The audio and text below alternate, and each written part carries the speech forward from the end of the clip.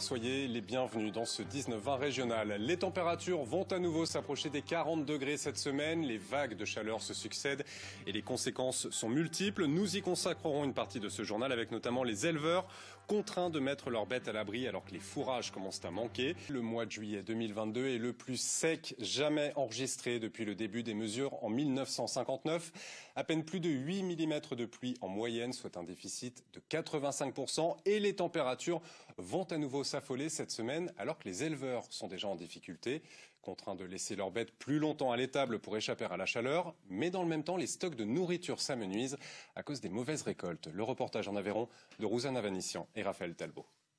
On vient de rentrer les vaches parce qu'avec les fortes chaleurs, elles sont mieux dans le bâtiment avec des brunisateurs. Elles supportent mieux la chaleur que dehors en plein soleil. Ces 120 vaches laitières vont passer l'après-midi dans leur stabulation au lieu de paître dans les champs.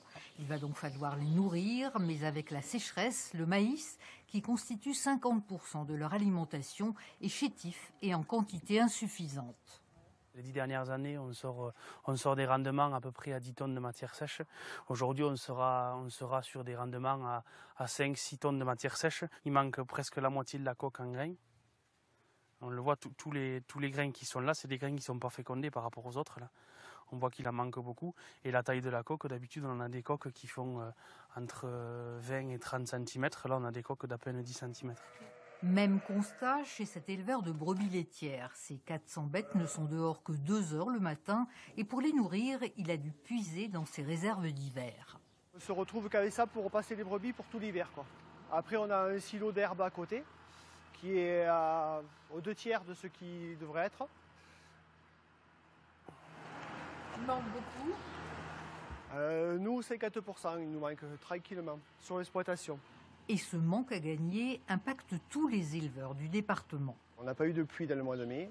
Ça veut dire que tous nos stocks sont loupés parce qu'on n'a pas de première coupe correcte. Et ça, c'est valable pour tout le Haut-Levezou. Après, même ceux qui fauchaient de bonne heure, ils ne se sont pas trop retrouvés parce que souvent on fauche de bonne heure pour avoir un peu de seconde coupe. Et là, ça ne s'est pas passé cette année. D'après le CER France, qui gère la comptabilité des exploitations, c'est 15 à 20% des agriculteurs aveyronnais qui pourraient d'ici peu mettre la clé sous la porte.